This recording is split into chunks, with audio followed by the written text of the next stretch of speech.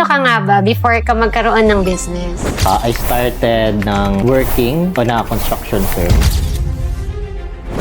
Nakagraduate ka ba ng college? Actually, sad to say, hindi ako nakagraduate ng college. I took IT nung una. Kasi ito yung sabi ng parents ko na malaki yung sweldo. Kahit makagraduate ako sa course na to is parang hindi ko siya magagamit kasi parang hindi ko talaga siya gusto, to be honest. Nasa 4th year na ako actually, but buntis ko yung girlfriend ko. Doon medyo na-mold yung utak ko na kailangan ko mag-business or gusto kong mag-business. Nasa bahay ka lang, nag-scroll ka na naman ng social media mo, tumutok at manood ka ng Evitalk Podcast at manalo ng 200 GCash prize. Itag ang 5 friends, react and share, at i-comment ang hashtag Evitalk Podcast. Ano bang hinihintay mo? Sali na! Isang magandang araw sa ating mga ka-Evi viewers na nanonood sa ating mga online platforms. Welcome to Evitalk Podcast Season 3. My name is Miss Joycey. I'm here to inspire and make a big change in your life. Maraming salamat po sa patuloy na panonood sa aming Evitalk Podcast simula pa ng 2022 up until now. Maraming salamat mga ka-Evi dahil Season 3 na tayo at damang-dama namin ang inyong suporta. Kaya ano pang inaantay nyo? Tumutok at i-share ang live na ito. Excited na ba kayo kung sino ang ating Evi guest for today? Alam ko, marami nang nag-aabang sa kanya. Hindi ko na patatagalin pa. He is the co-founder of Samgyup sa Bahay. Let us all welcome Mr. Kim Angelo Lat.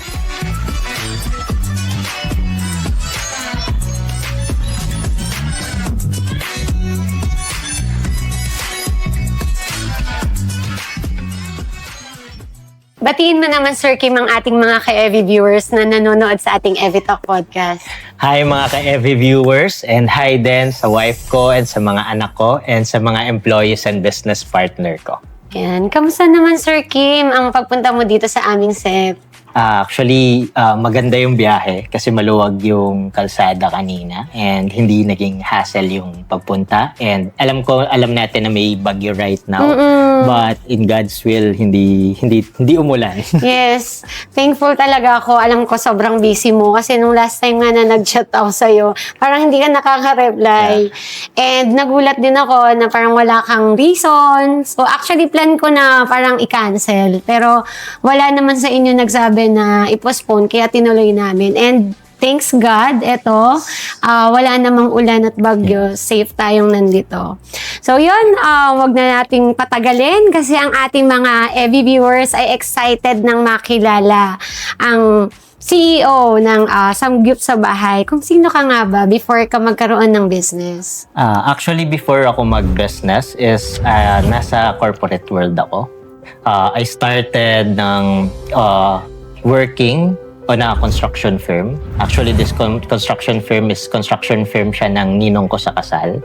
And that is a startup company. I stayed there for 1 year. And after that, nag-jump ulit ako sa isang company, which is a franchising company naman ito, no, ng friend ko naman. No, 1 and a half year din ako nagstay sa kanya. And for that 1.5 year, from one branch niya, nagawa namin 27 branches. And after that, doon pa lang ako nag-start ng sarili naman. Ano yung course ba na tinapos mo or nakagraduate ka ba ng college? Actually, sad to say, hindi ako nakagraduate ng college. I took IT nung una. Kasi ito yung sabi ng parents ko na malaki yung sweldo. So, tiniis ko siya ng hanggang 3 years. Okay. But, nung thesis na, sabi ko parang hindi ko na talaga kaya to. And kahit makagraduate ako sa course na to is parang hindi ko siya magagamit kasi parang hindi ko talaga siya gusto, to be honest. And on that, I shifted to business administration and entrepreneurial management. And nasa 4th year na ako actually, but nabuntis ko yung girlfriend ko. And I had to leave the college life para i-sustain yung magiging family ko. Kaya hindi mo na natapos yung pag-aaral mo. Yes. So, doon ka na nag-start na maghanap ng work? Yes, actually, nung college life, doon ako na-start na ma-involve into entrepreneurship. I started in a network marketing business, no? It's called GFI, and doon naman nakasama ko kasi is mga taga-Lasal Taft, yung karamihan. So, mga anak to ng Chinese, anak ng businessman. So, dun medyo na-mold yung utak ko na kailangan ko mag-business or gusto kong mag-business. Kasi sila, yun na yung mindset sa kanila or in-instill sa kanila ng parents nila. And after ko naman sa networking, hindi ako kumita, pero hindi sobrang laki. And I left that networking company and naghahanap ako ng opportunity. And which is ang nabump ko is food selling naman ng online. Which is nag-reseller ako ng Rodillas Yema Cake. Oo. Yung sikat na Yema Cake. Yes. Oo. So, dun sa Yema nag-start yung pagiging online seller. Yes. Actually, aksidente lang din siya. Every time na hinahatid ko, wife ko na siya ngayon, girlfriend ko siya nung time na yon. Every time na hinahatid ko yung girlfriend ko nung time na yon, nadadaanan namin na may reseller sa Cavite ng Yema Cake. Pero nakalagay lang siya sa cardboard. Tapos, napanood ko sa Jessica Soho yung Rodillas Yema Cake. Sabi ko, parang may opportunity dito. May nakita na akong pwedeng mag-supply sa akin. And trending siya ngayon. So, I posted it online. Nag-start ako parang 3 cakes, no? And ang maganda nun, wala pa yung mga pop-up booth sa mall nun. So, I controlled the price. So, medyo malaki yung minamark up ko doon. Sa Quezon pa ito galing, di ba? Yes, Quezon siya galing. But merong parang distributor sa Cavite. Doon ko na lang kinukuha sa distributor sa Cavite. So, I don't need na bumiyahe pa ng Quezon. So, from 3 cakes a week, within 2 months, umaangkat na ako sa kanya ng 50 cakes a week. So parang binenta mo siya online. College pa lang yan. Yes, college pa lang. Oo. So doon na namulat yung isipan mo na maganda pa lang mag-business. Yes. Nag-construction firm din ako. Nang very little lang. Actually, wala pa nga akong permit nun. So, kumukuha ako ng contract sa mga kakilala naman. Na kumuha ako ng mga renovation lang ng bahay, parang painting works or papagandahin mo lang yung interior design ng bahay, as well ng mga renovation or fit-outs ng mga small restaurants sa labas. Kasi yung pinagtrabahuan ko is fit-out sila sa loob ng malls ng mga restaurants. So, yung sa akin naman, doon ako sa mga smaller scale. But, since hindi ganun ka-frequent yung kontrata, so, and may lumabas na yung anak ko nung time na yon. And kailangan ko maghanap pa ng other source of income. Doon naman ako na-invite ng friend ko na gawin yung franchising business. Meron siyang restaurant na kakatayo lang. Tapos sabi niya, since alam niya na marunong ako sa online marketing or sa sales, nag-top siya sa akin, Kim, gawin natin tong system. 50-50 tayo pag nagawa tong sa franchising. So I'm very happy. Yeah. Okay, so meron akong sideline na construction, tapos magkakaroon ako ng percentage. Additional. Yeah, dun sa franchising. And ginawa ko yung franchising model niya for 6 months. Inaral ko, wala pa kasing ChatGPT noon eh. So, kailangan mong mag-research, kailangan yung utak mo talaga yung utak mo talaga yung gagawin mo. So, nagawa ko yung franchise system niya in 6 months. And within 2 months after yung franchise system niya, we landed our first client. I'm very happy na, uy, eto na. Nangyayari na. But doon din binagsak niya yung sad news. Na yung wife niya hindi pumayag na 50-50 kami. Kasi wala naman ako nilabas na puhunan. So at the end of the day, sobrang lungkot ko. Sobrang naiyak ako. Parang I felt betrayed. Kasi 6 months mo yung pinag-isipan. 6 months mong pinag-isipan, pinagpaguran. And since kaibigan mo siya, kahit verbal, for me, ino-honor ko yun ng time na yun. Kasi hindi pa ako masyadong aware sa legal, sa documentation or legal things ng mga time na yun. But moving forward on that, binigyan pa rin nila ako ng opportunity to be a commission basis. So I earn 25% commission on every close deal ko. So since nahubog ako sa construction, and naka-close ako sa franchising, ginawa ko, doble. Nagko-close ako deal ng franchising niya. Plus, kinukuha ko yung clients na yon, ako yung gumagawa ng restaurant nila. So, kumikita ako ng maayos. But after a year, 1.5 year from one branch niya, nagawa ko, mapa-franchise sa kanya is 27 total. Ano yung lesson na natutunan mo doon? Nung nangyari yun sa'yo? Kasi bumabalik at bumabalik yung ano. Yeah. Siguro the biggest lesson on that is kailangan everything is on black and white. Hindi kasi pwedeng we always trust on the words of the people. Yes. Kasi pwedeng makalimutan yan. Pwedeng mabago yan. So, for me, sobrang importante nung black and white or nung documentation. Kahit maliit na deal man yan, even the biggest deal man yan, kailangan documented siya. Hindi na pwede yung handshake deal palagi. Yes, tsaka always kapag dun sa document, it's a win-win arrangement. Hindi lang dahil ikaw yung may gusto. Yes. Kaya nga siya contract, diba? Yes. Kumbaga, hindi lang isang tao yung may agreement. Both of you have that kind of agreement para pag winwork out niyo yung business or yung transaction is alam niyo yung benefit ng bawat isa and yung risk na pwedeng mangyari if maging mali, 'di ba? Yes. Sa arrangement. Yes, totoo. Oo.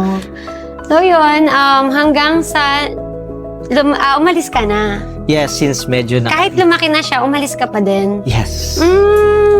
Nilet go mo na lang. Yes, kailangan mo siyang i-let go kasi yes, kumikita ako ng money, but yung heart ko is parang hindi talaga nandun. No? So, I left the company, dun na nag-start yung nagkaroon kami ng inuman na magkakabarkada. So, sa inuman na yon, ng mga kababata ko na yon, is sabi namin, since we have the time and the energy, why not mag-start tayo ng business? So, nung gabi na yon, actually, ang daming business ideas na lumalabas, no? Kasi mahilig kami, number one, mahilig kami sa computer nung mga bata kami. So, number one, Mga computer. kababata. Yes, kababata kasi, computer shop. Oo. And meron din na, since mahilig sila sa instrument, nung high school din ako mahilig ako sa instrument. Since pa February kasi noon, why not yung nauuso ngayon na business, yung mobile harana or yung harana na nasa sasakyan and may surprises. Oo, may Naisip din surprise. namin yun nung 2019. Yung may pa-balloons. Yeah, and sadly, umabot na kami ng 2 a.m. Wala pa kaming final na business model talaga na gagawin. No? And one of us is nag-crave ng samgyupsal. But sad to say, ang samgyupsal nung time na yun sa Cavite is hanggang 12 midnight lang. And medyo nakainom na rin. Ayaw na rin namin lumabas or umalis. So we check online kung may nagsasell ba ng, may nagde-deliver na ba ng samgyupsal. So sad to say, wala. Pero that's when the idea pop out. Na kung walang gumagawa, Out of nowhere, parang may nagkaroon ng idea. kung bakit walang gumagawa, bakit hindi tayo yung unang gumawa? So, after nun is, the great thing, hindi siya naging kwentong inuman. Kasi Oo. maraming kwentong... Usually, di ba, kwentong inuman lang na parang wala lang? Yes, maraming kwentong inuman from businesses to travels, sa mga plano, kahit swimming, nagiging kwentong inuman. Luckily, yung sa amin, hindi. Kinabukasan, nag-execute na agad kami. Nagplano na kami ano yung gagawin. And this business model is not easy. Why? Wala ka kasing blueprint eh. Yeah. Unlike nung pizza delivery. Wala kang gagayahan. Wala kang gagayahan. You are the first eh. No, wala kang gagayahan. So, kailangan aralin mo lahat mag-isa. But after 2 months, na-launch namin si Samgyup sa Bahay on a small apartment with a 200,000 capital and with 4 employees lang. Kasi nung time na yun, may ginagawa pa kami na ibang bagay.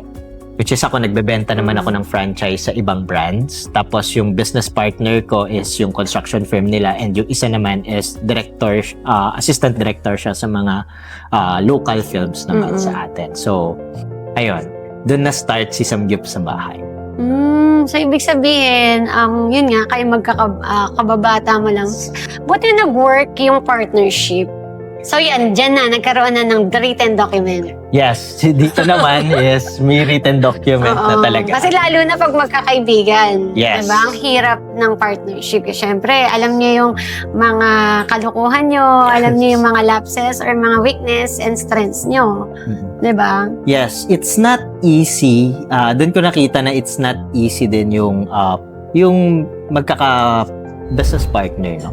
Kasi nagsimula kayo as friends talaga. Yes. So, magkakaibigan kayo. So, nung simula ng business, I'll say na mas lamang talaga yung friendship over the business. But along the way, we need to establish na i-differentiate kung kailan ba kami magkakaibigan and kailan ba kami magiging business partners. Oo. So, nagkaroon na ng boundaries kung when kami magkakaibigan and when magiging business partners. Mhm. And tama ka, Miss Joy, na nung in-start namin siya, we have a written agreement na agad. Oo. So, even DTI namin siya sinimulan, may internal written agreement na agad kami Oo. sa mga sarili na. So, ano yung good thing na nangyari sa inyo? Kasi sabi mo kanina, parang nagsimula lang sa inuman and then marami kasing tao gustong magkaroon ng negosyo. But, sobra silang nag-overthink. Gusto nila perfect. Ano yung nangyari sa inyo na parang naging lesson na sa inyong magbabarkada, nasimulan nyo agad yung business? Siguro, what I see in there is we have our own strength and weaknesses. So, kung saan kami magaling noong time na yon, doon kami nag-focus. So, hindi namin ginawa yung bagay na ayaw namin. Yes. Ginawa namin yung mga bagay na gusto namin and masaya kami. Siguro yun yung naging part, but bakit within 2 months, na-execute agad namin yung business? And nung nilaunch namin siya, sobrang sarap lang sa puso kasi first ever eh. Yes. Nagta-trending agad sa social media. So, in less than a month, ang dami na agad invitations from different TV stations. No, but we need to choose one lang sa kanila kasi lahat sila, to be honest, ang gusto is sila yung unang makapag-feature. So, we choose May Puhunan na i-feature kami. Oo. And after May Puhunan, ayun na, kaliwat kanan na yung mga TV stations, lalo na lumalapit, yung mga vloggers na nag-offer ng free service nila, kapatlit lang ng food kasi gusto nilang gawing content. And yun na yung nakapagpaunti-unting growth agad ni Samgyup sa Bahay. Kahit nasa isang maliit na apartment lang kami nagsimula. And the good thing sa nangyari sa inyo, one of the lesson is, kailangan kapag may nakita kang idea or naisip kang idea, execute mo agad. Na-curious ako, Kim, kasi ang bilis ng growth ng company, no? Ano-ano yung mga naging position nyo magpa-partner? Okay, sige. Sa akin, what I handle is sales and marketing and yung commissary namin. And yung one of my business partner naman is si Jansen. What he handles right now is HR and finance. And si Paulo naman, actually magkapatid sila, no? Si Paulo naman, ang hinahandle niya is the operations. But right now, since lumaki na yung business namin, we will transition it, since tatlo na kasi yun, which is Samgyup sa Bahay, K-Street, and our commissary. Ngayon, each member or each person will handle one business. Ganun na siya. Ganun na namin siya ipoposition. So parang may point person na talaga sa Yes. bawat business. Pero lahat pa rin kayo ay involved. Yes. Okay. So, napansin ko, lagi kang na-assign sa sales and marketing. So, nabanggit mo rin kanina, nag-networking ka, di ba? Malaking part ba na naging networker ka before, yung skills na na-develop mo sa sales? I think yes. Kasi doon ko naranasan yung maraming bagay, to be honest. Marami akong natutunan in network marketing business, no? Nandyan yung number 1, paano ka magbenta. Oo. Number 2, doon ko rin nalaman ng online marketing or advertising. Number 3, doon din ako kumain ng maraming rejections. Yes. So, Sanay na. yeah, sanay na. Kaya nung nag-business ako or nung napunta ako sa sales and napunta ako sa business, even ma-reject ako ng paulit-ulit is okay lang sa akin. Kasi naging ano ko na siya na parang kailangan kong ma-reject para mag-grow ako. Kasi every rejection na nakukuha ko on my life right now, kinukuha ko yung mga learnings on that. Kung paano ko mai-improve yung sales ko and yung offer ng business naman namin. Yes, totoo yun. Kasi kung hindi ka mare-reject at smooth lang, hindi ka mag-grow. Yes. And hindi ka hanap ng way para mag-improve ka pa. Diba? Yes. Ano pa yung sekreto na ginawa nyo bukod sa maganda yung partnership nyo na bakit tinangkilik ng mga tao etong Samgyup sa Bahay? Ano yung unique na meron yung business nyo? Let's start dun sa kung paano talaga namin siya sinimulan. Naging unique dun or unique selling proposition namin nung start namin is kami yung first ever Samgyupsal delivery in the Philippines, no? And because of that, we get to position, syempre may gagaya at gagaya along the way. Hindi yan mawawala in terms Lalo't of business. pandemic noon. Yes. Kumbaga, tinanggap na namin yon. But we have the largest market share But the real secret inside Samgyup sa Bahay is the continuous innovation. Yes. 'Di ba? So, nag-start kami ng delivery lang. Even delivery kami, yung menu namin nagbabago. Tapos, nung napunta na rin kami, dine-in and delivery na kami. Kasi right now, we have our restaurants na. So, unlimited samgyupsal na siya. And we have the delivery pa rin as well. Continuous innovation talaga. Hindi pwede kung paano ka nag-start is may stock ka na lang. Yes. And yung innovation, not only into food, also in the system, in the marketing, finance, HR. Siguro, let's say, all facets of the business should be continuous yung innovation. Yes. Hindi pwede na kung sino ka last month is ganun ka pa rin today. Siguro yun yung pinaka naging secret bakit naging continuous yung pag-grow ni Samgyup sa Bahay. And right now, meron na rin kayong K-Street, right? So, ano ba itong K-Street? Okay, so si Samgyup sa Bahay is unlimited samgyupsal siya and delivery. Si K-Street naman focuses on a la carte bowls. Kasi si Samgyup sa Bahay medyo nandun siya sa medyo expensive market kasi our unlimited samgyupsal starts ng 600 pesos. And our delivery starts at 1,200 pesos. But sa K-Street, we make it affordable, no, and accessible siya kung nagmamadali kang kumain. So K-Street is worth less than 150 pesos, may full meal ka na makakain. So, right, and yun din yung naging unique selling proposition ng bawat brand. But we stick on Korean food kasi doon na kami nasanay and yun din yung nakita namin na forte namin. Yung mga viewers natin, baka naku-curious sila, ano yung unique selling proposition? So, pwede mo bang i-share ano ito? Kasi I think ito yung kailangan malaman ng mga nagne-negosyo and ng mga marketing. Paano mapapalago yung business?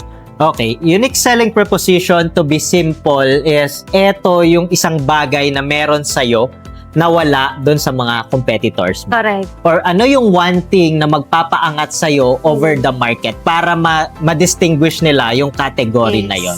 'Di ba? Kasi in the business, to be honest, lahat naman ng niche meron na eh. Oo. 'Di ba? For example, samgyupsal, unlimited samgyupsal, hindi naman kami yung una sa category na yan or doon sa business na yon. Oo. Tsaka merong mga Korean na pumunta dito sa Pilipinas, 'di ba? Yes. So, ang ginawa namin, nung nag-start kami ng restaurant, we don't focus na samgyupsal lang kami. We are samgyupsal and hot pot restaurant. So, 2-in-1 kami na samgyupsal restaurant with hot pot. So, yun yung parang naging unique selling proposition namin compare nung time na yun. The typical kasi na samgyupsal restaurant is samgyupsal lang talaga yung ina-offer nila. Oo. And to add lang, with the unique selling proposition, if ang target market mo is lahat ng tao, imposible yan. So yun, how many branches na ba itong K-Street and Samgyup sa Bahay? Okay. Samgyup sa Bahay right now, we have 6 branches. And on that 6 branches, we have 2 company-owned. KK Street naman, we are more than 30 plus branches na nationwide. And doon, meron lang kaming 1 company-owned. No? And continuous yung growing ng both brands. And we are aiming na ma-hit namin yung target namin na 50 plus branches nationwide within end of this year. Wow, grabe, no? Kailangan kasi talaga may goal, di ba?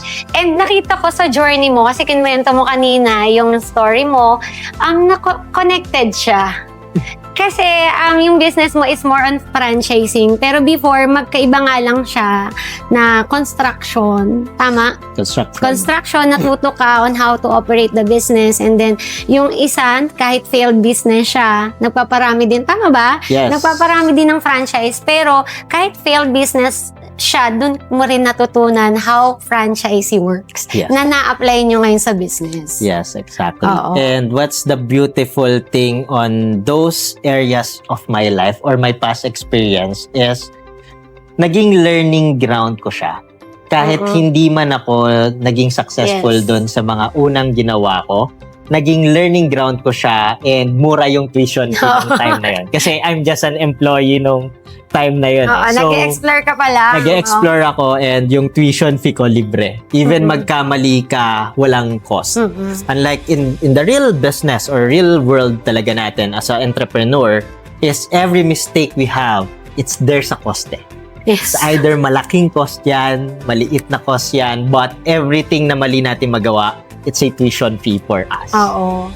And the good thing din dun sa mga failed businesses, dahil nga nag-learn ka, minsan parang, yun nga, pag nagkakaroon tayo ng mga challenges, ng failures, meron pala siyang lesson na madadala natin in the future. Kaya pala nangyari to sa akin noon kasi mas ma-handle ko na ngayon yung mas malaking opportunity and business na nakalaan para sa akin. Yes. Which is yun yung nakita ko sa'yo. And also, yung strategy, kasi hindi siya madali. The franchising business, I think yung system, inaral mo talaga siya. Kasi for you to have for you to share the franchising nung inyong company, di siya madali. Pero dahil nga na-master nyo papaano nag-work itong company, na kayo palang company owned, kaya nyo nang i-offer sa labas. Tama? Marami kasing nag-fail na nagpapa-franchise, yung sa loob, hindi pa nila naayos. Yes. And yung mga franchising nyo, dahil dumadami na nga sila, papaano mo naman na ma-manage? Okay, that's Oo. amazing question, no? Paano namin siya minamanage is, since we have a manager each department, so may lalapitan sila every time they have problems or they have challenges, no? For example, ang problem mo is sales and marketing. Oo. You have a manager na pwede kang tulungan or i-assist ka na gumawa ng marketing May campaigns. support. Yes.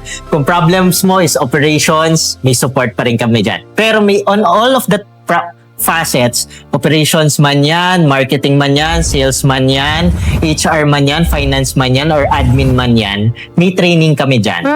But bukod sa training, may suporta pa silang makukuha sa amin pag nasa real ground na sila nung trabaho. Oo. And so nakita natin no na you have K-Street, meron ka ding sa bahay and commissary. Hindi siya biro, lalo nagsusupply kayo sa iba't ibang branches. Paano mo siya minamanage? Hindi siya madali trabaho. To be honest, siguro nung una, to be honest, hindi siya madali. But along the way, as long as na number one, nabubuo namin yung team na kailangan talaga namin. Kasi doon talaga kami hindi nagtipid in terms of manpower. Meron kaming team each department na nagmamanage ng mga departments na yon for us. Number two, since nga we have delegated roles delegated departments, each partner is mas gumagaan din yung trabaho. And lastly is, to be honest, there's no time management na sinasabi ng iba. No, there's no time management. It's only choices at the end of the day kung ano ba talaga. Ito kasi yung favorite part ko I only do 3 important things daily. Whenever it is, kung ano yung kailangan kong gawin na 3 bagay, yun lang. Hindi ko ino-overcomplicate na kailangan mong tumapos ng 10 gawain ngayong araw. Or 10, kailangan ko tapusin tong 10 listahan ngayong araw. No. Even the 3 things, kung ano yung pinaka-important para sa akin na may small effort but big impact on my business, yun yung bagay na gagawin ko. Okay. Looking back, ano yung pinakamahirap na challenge na pinagdaanan mo bilang entrepreneur? At paano mo to na-overcome? For me, the biggest challenge na na-overcome ko is nung na-feel ko na successful ako. Why? Kasi to be honest, bakit ako naging successful is because of revenge mindset. Nung na-betray ako, ang gusto ko talagang mangyari is mas maangatan ko yung business niya.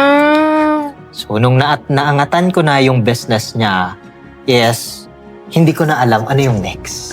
Okay. Parang hindi ka pa rin happy? Yes, I'm unhappy na even na-achieve ko na tong mga bagay-bagay, naka-6 na samgyup sa bahay franchise na ako noon, na puro company owned nung time na yon, is hindi ako happy or hindi ko na alam, na-lost na ako Hindi ko na alam ano yung purpose ko or sino ba talaga ako. Kasi to be honest, lagi natin pinag-uusapan in terms of business is, or sa atin, is ano ba yung why mo? Or sino ba yung why mo? Yeah. Para kanino ka ba bumabangon? Sa kahit sa networking. Diba? Or para kanino ba yung dreams and goals mo? Pero madalas, ang nalilimutan natin kung sino ba talaga tayo. Which is for me, yun yung pinaka-importanting bagay before yung why natin. Yung tayo. Yung masayang tayo.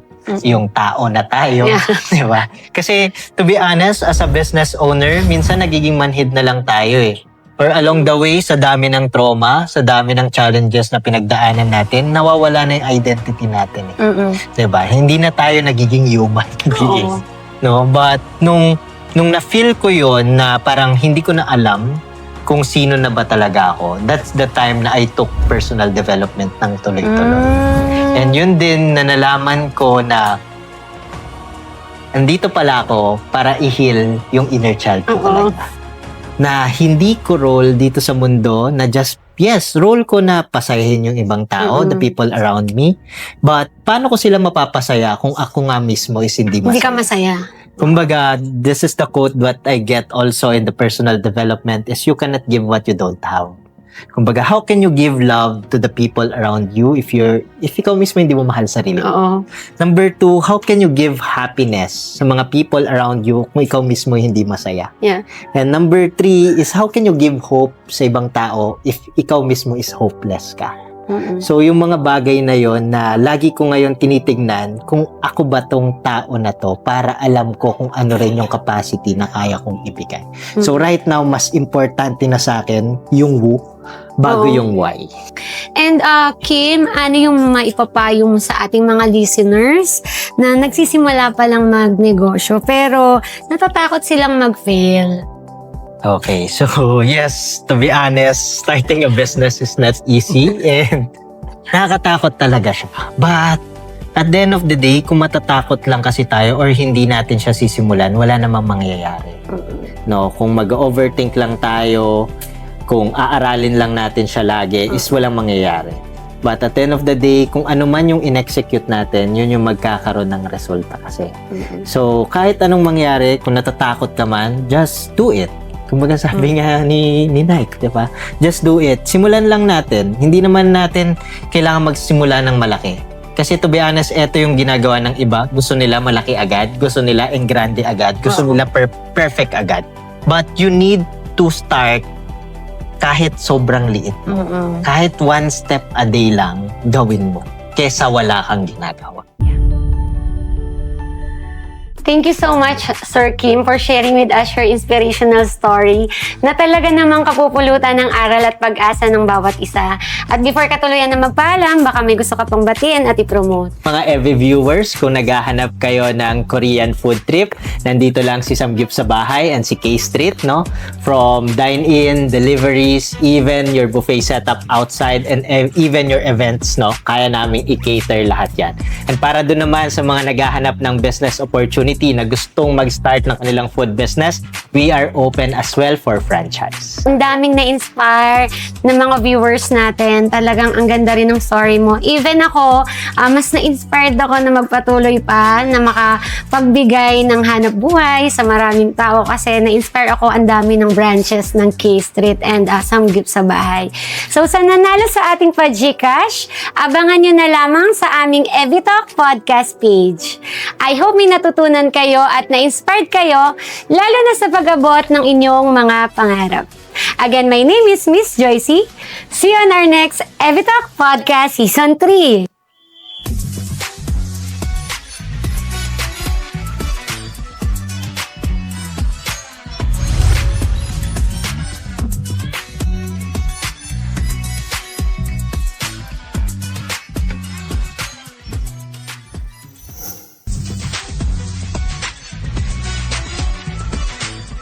EVTalk Podcast would like to thank the following: Evidence Health Beauty and Skin Essentials, MacJoy E-Commerce Corporation, J. Caprioli Designs, etc., Print Pinas Los Baños,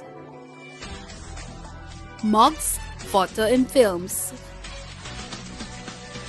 Speedway Business Solutions Corp., We Trade Innovation Solutions,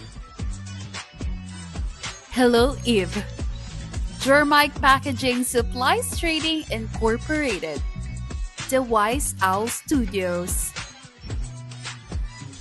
The Soappost Global, Via Juana Distribution, Beauty Co., Miss Seed Beauty Lounge, Skin Amazing, Queen Boss Society,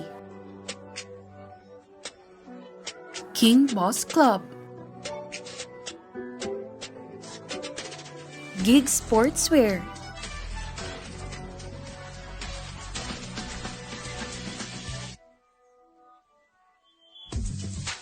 Manang Aneng, Presyong Kapatid, Komi, T&M Manufacturing Corporation, Buchan Manila, Divine Touch Makeup Artistry, RF Proactive Marketing Global Incorporated, Aura Beauty and Wellness, in partnership with Gutierrez Media Productions, Pinoy Extreme, Pasyal Tayo.